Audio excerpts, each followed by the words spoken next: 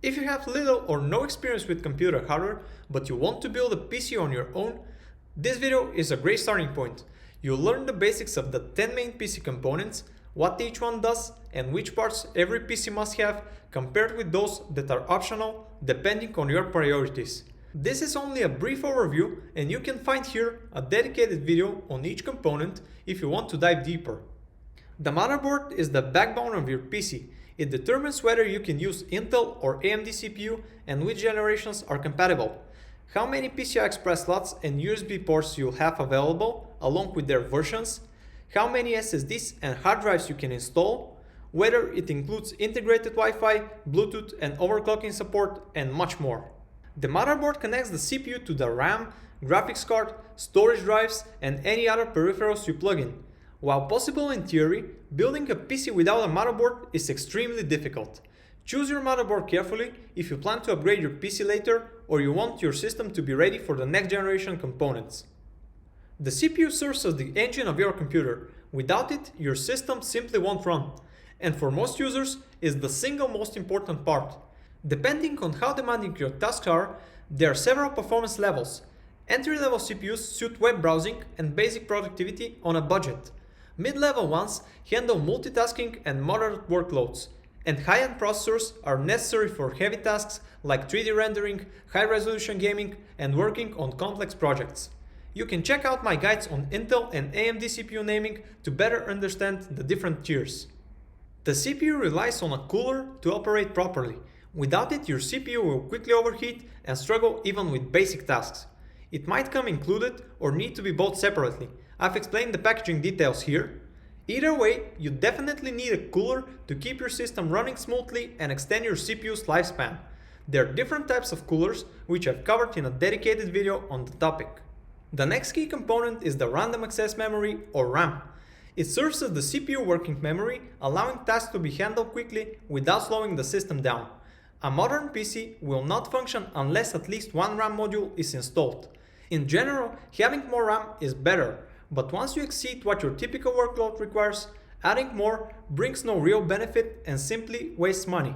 For guidance on how much RAM you actually need, you can check my recommendations here. Every PC uses storage drives, which are either SSDs or hard drives. You need at least one drive to store your operating system, programs, and personal files. SSDs are much faster than hard drives since they have no moving parts and are best used for installing the operating system. Hard drives, on the other hand, are known for their long-term reliability and are well suited for storing large amounts of important data that needs to be kept over time. Every PC component in your system requires power, but not all need the same voltage. This is why a dedicated power supply is necessary. It delivers the correct voltages to the motherboard, CPU, GPU, case fans, and lighting. Unless you plan to build a custom power supply unit yourself, buying one is essential. In my power supply video, I explain the key factors to consider and provide an easy formula to calculate the wattage that your system needs.